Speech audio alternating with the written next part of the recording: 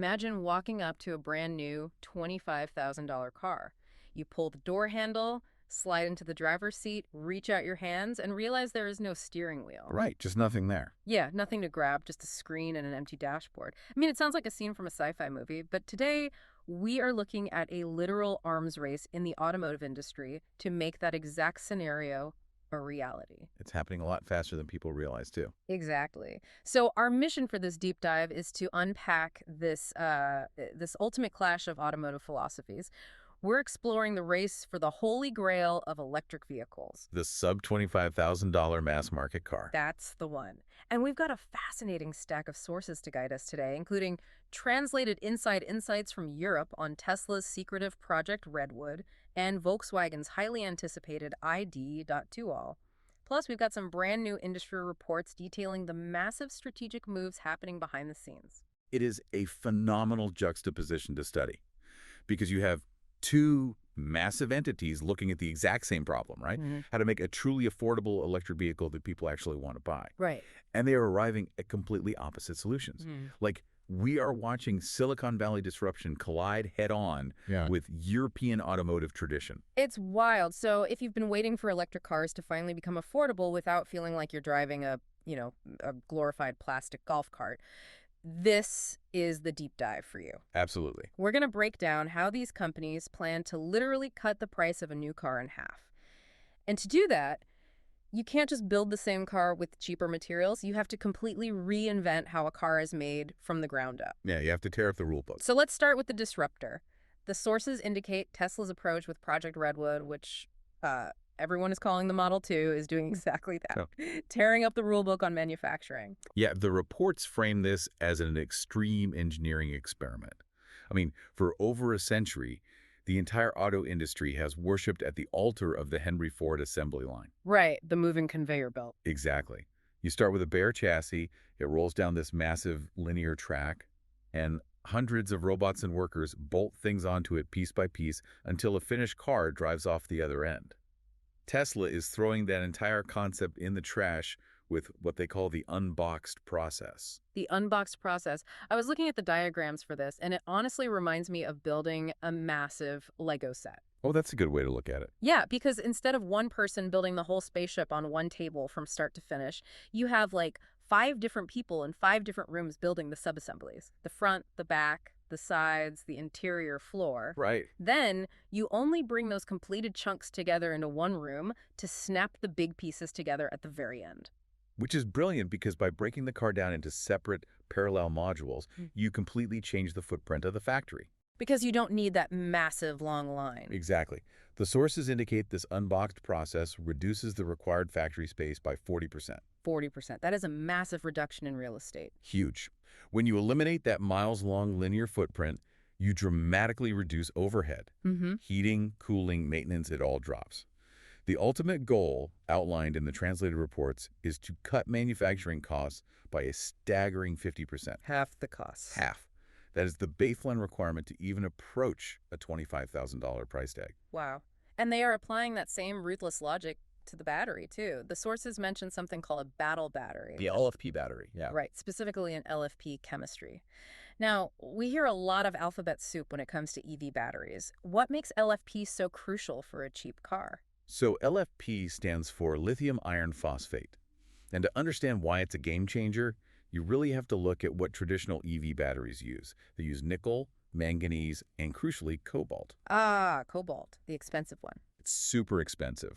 Cobalt is heavily bottlenecked, the supply chain is notoriously complex, and it is overwhelmingly expensive.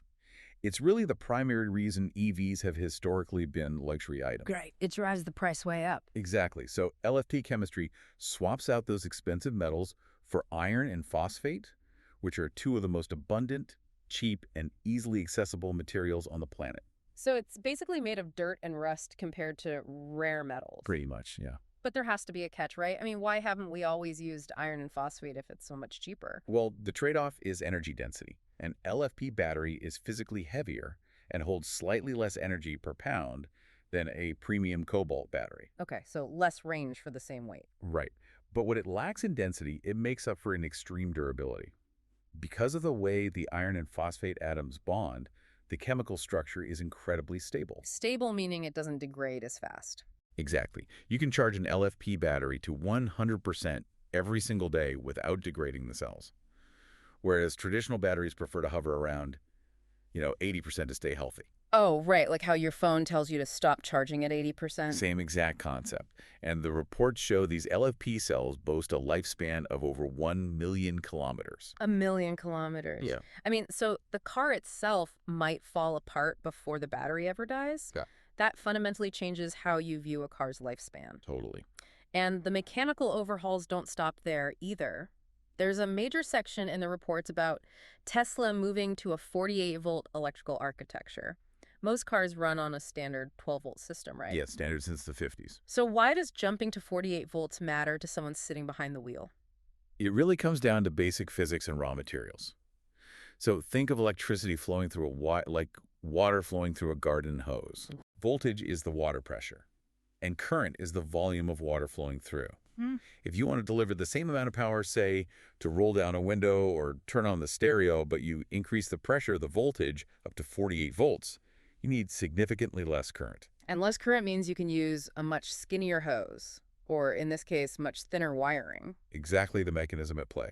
By eliminating traditional thick, low-voltage wiring and using a 48-volt communication network, Tesla slashes the amount of copper required throughout the entire vehicle. And copper is heavy. Heavy and expensive.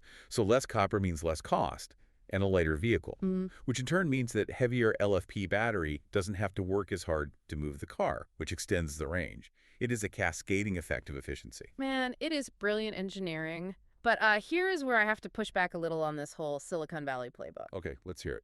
Extreme efficiency, minimalist wiring, unboxed parallel assembly lines, that all sounds incredible for a corporate balance sheet. But as a driver, as someone actually sitting in the cabin, does this extreme minimalism actually make for a good car? I mean, the rumors suggest it's going to look Cybertruck-ish, blending the curves of a Model Y with sharp angles. Are we just getting a cheap, empty metal box? Well, that tension is at the very core of Tesla's philosophy. Yeah. For them, the physical car, the seats, the doors, the dashboard, is increasingly just a vessel for the software. Just a vest. Yeah, they aren't trying to build a traditional luxury cabin with plush leather and intricate dials.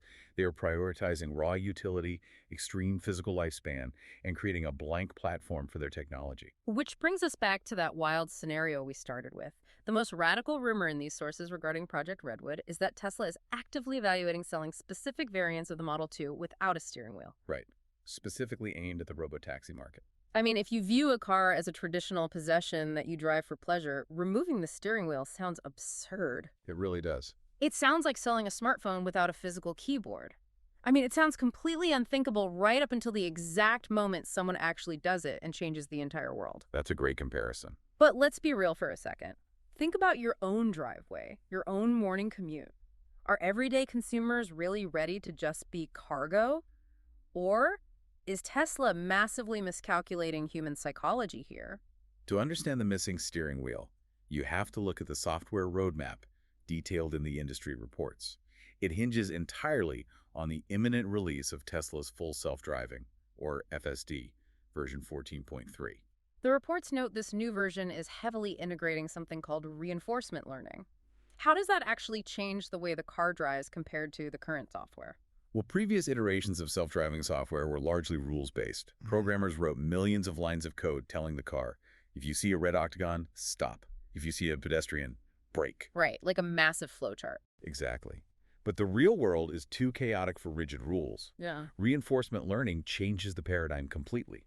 It's much closer to how you might train a dog, or how a human learns to play a video game. Oh, interesting. The AI is put into millions of simulated driving scenarios and given a reward signal when it navigates smoothly, and a penalty when it makes a mistake. So instead of just following a textbook of rules, the car is like developing an intuition. It's learning the unwritten flow of traffic by trial and error in a supercomputer. Yes. The goal is to add actual reasoning and logic to the AI's decision-making process. Yep. Because current users of FSD often complain about wonky navigation choices or lack of assertiveness at busy four-way stops. Yeah, being too timid. Right. Reinforcement learning is designed to solve that by allowing the car to reason its way through a complex intersection, just like a human would. Tesla's planning for a future where the car's a service. And if the software crosses that threshold of reliability, Then the steering wheel becomes an obsolete, legacy piece of hardware taking up precious cabin space. wow. So that is the disruptor's vision. Tear up the factory, strip the car down to a software vessel, and take away the driver's controls entirely. That's the Silicon Valley way. But if Tesla is betting everything on a steering wheelless, automated future, it begs the question of what the alternative is. And that leads us to Volkswagen. They are looking at this exact same sub-$25,000 market, and they are doing the exact opposite. The polar opposite. They are literally putting the buttons back. The contrast is incredibly stark. Volkswagen's entry into this race is the ID.2all. The translated insights show they are aiming for a starting price around 22,500 euros, with production slated for 2025 at their Martorell plant in Spain. So it's right around the corner. Yeah, and their philosophy is not about disrupting your life. It is entirely rooted in nostalgia and reassurance. They're calling it the electric new Polo. And my absolute favorite anecdote in these sources is about the physical buttons. VW CEO Thomas Schaefer publicly admitted that removing physical buttons on the early electric models was a massive mistake. People hated it. Hated it. The extreme, touch-sensitive, minimalist screens, they were impossible to use while keeping your eyes on the road. So the ID.2all is bringing back the physical volume wheel. It's bringing back tactile backlit buttons. It honestly feels like a rare victory where everyday customers actually won against futuristic design trends. It really does. Because Volkswagen recognizes that they aren't selling a spaceship. They are selling psychological comfort. That makes a lot of sense. They understand there's a massive demographic of consumers who just want a normal car. They don't want to rethink how to turn on the windshield wipers or adjust the air conditioning through a touchscreen menu. No, you just want to reach out and turn a knob. Exactly. They just want a reliable, familiar vehicle that happens to be powered by electricity instead of gasoline. And they are leaning into that emotional familiarity with the software, too. Instead of using the dashboard screens for complex autonomous driving visualizations showing you, like, every traffic cone on the road. Right, like the Tesla display. Yeah, instead of that, the ID.2all has a time machine feature. You can literally change your digital speedometer to look exactly like the analog dials of a classic 1970s Golf, or a vintage Beetle, complete with the retro font and cassette tape graphics. It is a brilliant psychological anchor. They're taking this new, potentially intimidating electric technology and wrapping it in decades of beloved European automotive heritage. It's so smart. But they've backed up that emotional appeal with some very clever engineering underneath, too, using an upgraded modular platform called MB+. Right, the MB+. I was looking at the dimensions on this thing, and the packaging magic here is wild. The car is only about 4 meters long, which is roughly the length of a tiny VW Polo, but the interior space is equivalent to a much larger Golf. Yeah, it's bigger on the inside. How did they pull that off without breaking the laws of physics? It all comes down to the architecture of an electric skateboard chassis. Yeah. In a gas car, you have to design the entire front half of the vehicle around a massive hot engine, a transmission, and an exhaust system running down the middle of the floor. Taking up all that room. Exactly. But in the ID.2all, the motors are tiny, and the battery is completely flat under the floor. This allows engineers to push the wheels out to the absolute furthest corners of the chassis. Oh, I see. You minimize the hood and maximize the wheelbase, stretching the usable cabin volume over a much smaller physical footprint. And that leads to a ridiculously huge trunk, too. The sources highlight a double floor in the rear cargo area that is deep enough to comfortably hold a tall crate of drinks upright. Yes. It's such a perfectly European, fiercely practical detail. Like, of course you need space for a crate of drinks, but they're also utilizing a different kind of battery structure to make this work, right? The industry reports mention VW using prismatic battery cells. What does that actually mean for the person trying to charge this thing? So, traditional EV batteries, including many of Tesla's, use cylindrical cells. Imagine thousands of AA batteries packed together into a giant box. Okay, lots of little tubes. Right. Prismatic cells, on the other hand, are large, rigid rectangles. Think of them like hardcover books standing upright on a bookshelf. Oh, okay. Because they are flat and rectangular, They pack together much more densely than cylinders, which always leave little empty gaps between them. Because you can't perfectly stack circles. So Exactly. you can squeeze more raw battery material into the exact same space under the floorboards. Precisely. And their flat shape allows for highly efficient thermal management plates to be sandwiched between them. Which helps with cooling. Yes, better cooling means the battery can accept electricity much faster without overheating. This is why the ID.2all, despite being a budget car, is capable of charging speeds up to 200 kilowatts. Wow, that's sass. Yeah, you get your 20 minutes of charging and you're back on the road. The irony of the showdown is just incredible. Tesla's innovation is futuristic AI and removing parts, while VW's innovation is literally going backward to physical dials and clever packaging that worked decades ago. It really is two different worlds. But is nostalgia in a deep trunk really a strong enough weapon to fight off a tech juggernaut? Well, you can never underestimate the power of ubiquitous mass market appeal. I mean, the Golf hatchback was the best-selling vehicle in Europe for decades because it fit perfectly into daily life.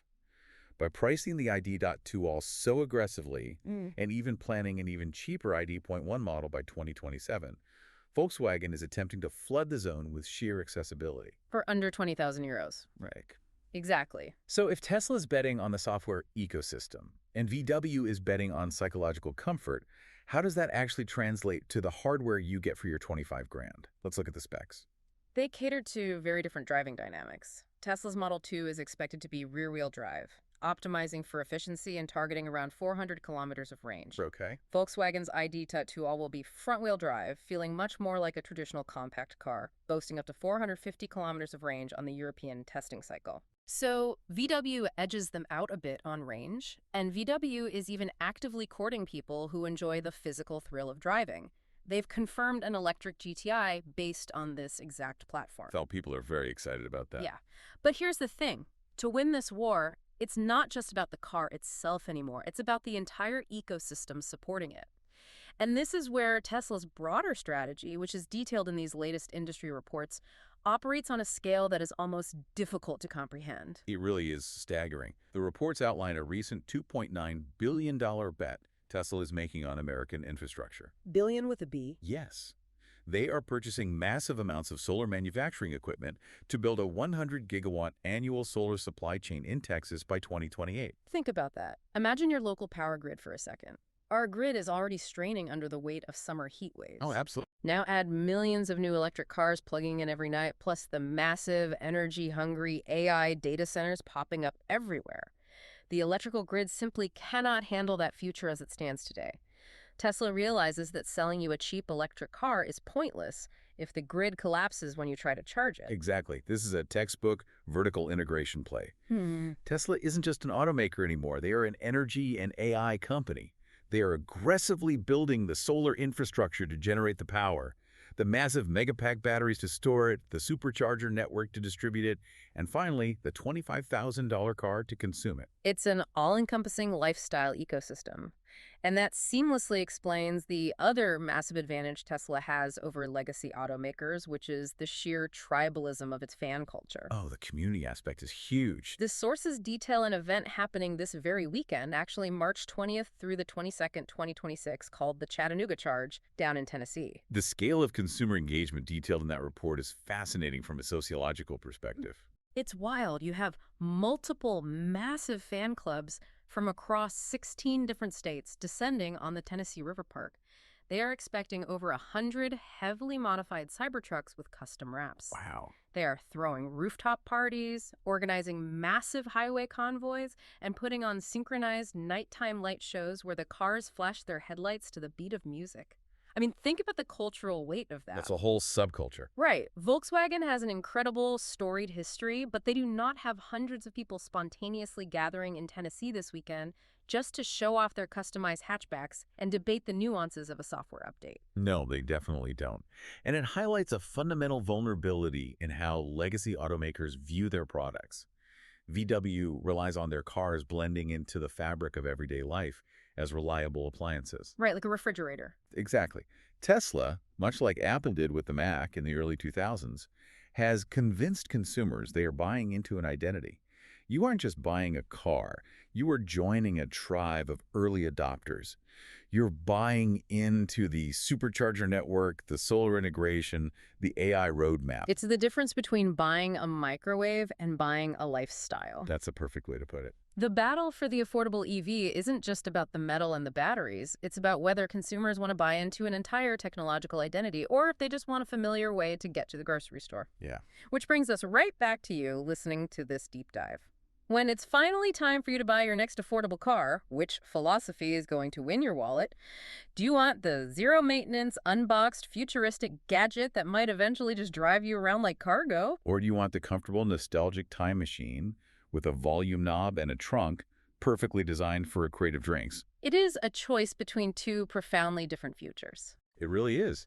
And, here is something to mull over as we wrap up today. Volkswagen is pouring resources into building an electric GTI specifically for people who love the tactile thrill of winding roads. Right. Meanwhile, Tesla is actively trying to take the steering wheel away entirely. If EVs truly do become significantly cheaper than gas cars, but the physical act of driving becomes entirely automated by systems like FSD, does the concept of a driver's car simply become an expensive niche hobby, much like riding horses is today? Wow. A horse riding hobby. You used to ride a horse to get to work. Now you only do it on the weekends if you own a ranch. That is a wild thought to end on. Wow. Well, we set out today to understand how these giants are chasing the holy grail of the sub-$25,000 EV, and we have covered a massive amount of ground. We truly want to thank you, the listeners, for taking this deep dive with us today. Yes, thank you so much. We deeply appreciate your time, your curiosity, and your willingness to unpack these massive shifts in the world around us. So the next time a new car quietly passes you on the road, ask yourself, is that the future or is it already history?